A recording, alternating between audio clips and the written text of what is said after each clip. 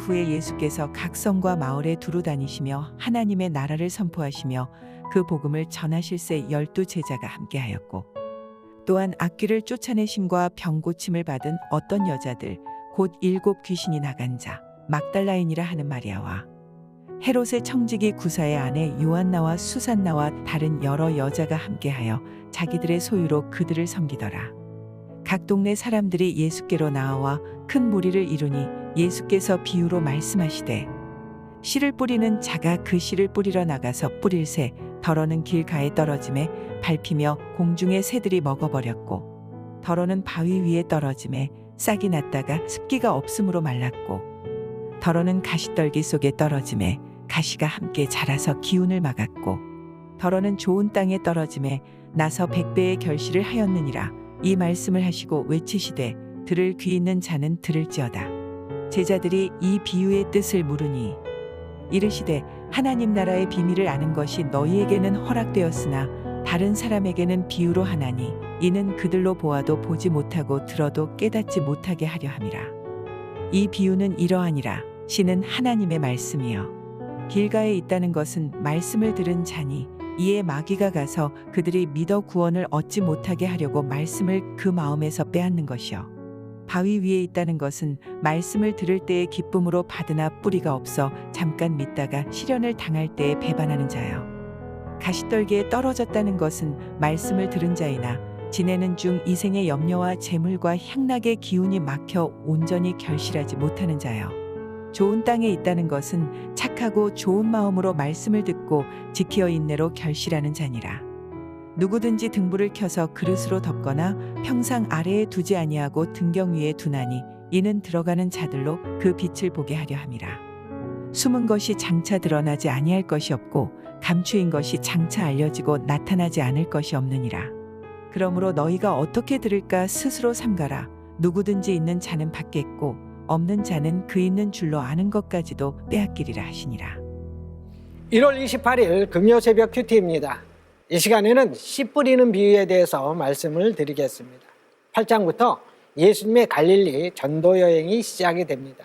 물론 이전에도 갈릴리 여러 회당에서 전도하셨지만 이제 본격적으로 제자들을 데리고 각 성과 마을을 두루 다니시며 복음 전도 사역을 펼치십니다. 1절부터 3절까지 보면 12 제자들을 비롯해 악귀에게서 노임받거나 병에서 고침받은 여인들이 예수님과 동행하여 섬기고 있습니다. 누가는 특별히 여인들이 예수님을 섬겼다는 사실에 주목합니다. 12 사도는 남자였지만 예수님을 섬긴 사람들 중에는 여인들이 많았습니다. 저자인 누가는 이를 통해 당시의 사회적 장벽들, 즉 유대인과 이방인, 자유인과 노예, 부자와 가난한 자, 남자와 여자의 장벽이 복음에 의해서 무너졌음을 드러내고 있습니다. 4절부터는 우리가 잘 아는 씨 뿌리는 비유입니다.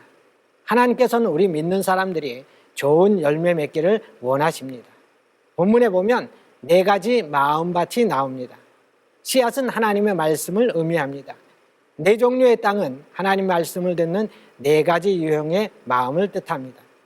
예수님께서는 하나님의 말씀을 어떻게 듣느냐, 그 마음에 따라 결과가 달라진다는 것을 가르쳐 주기 위해서 4가지 땅에 떨어진 씨앗을 비유로 사용하신 것입니다. 첫 번째는 길가와 같은 마음입니다. 씨가 떨어지자마자 새들이 와서 먹어버립니다.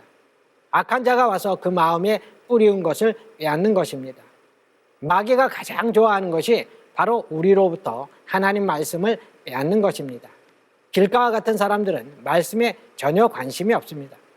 두 번째로 씨가 떨어진 곳은 바위 위입니다.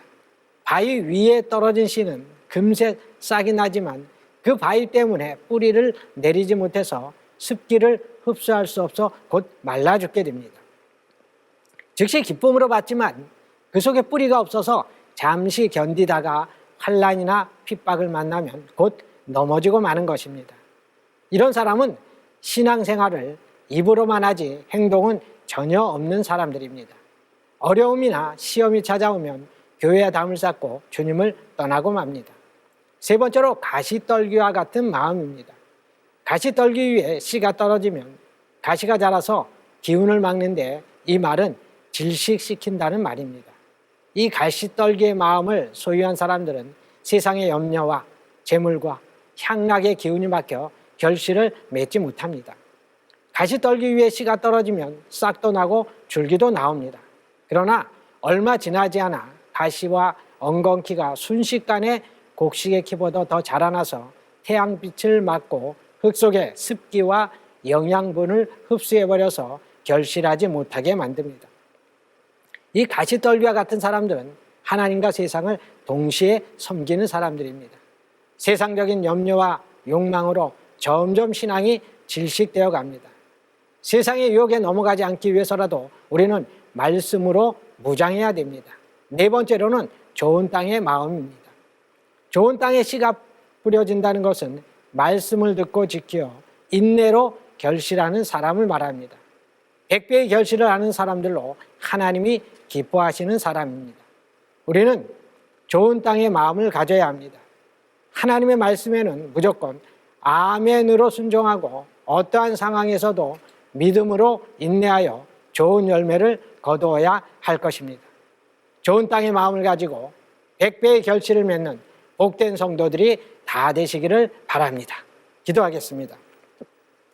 우리의 돌아보는 것은 보이는 것이 아니요 보이지 아니하는 것이라고 하신 주님, 참으로 세상에 썩어질 헛된 것을 바라보지 않게 하옵시고 오직 영원하신 주님을 바라보며 주의 말씀대로 순종하며 살아가는 저희들이 다 되게 하여 주시옵소서.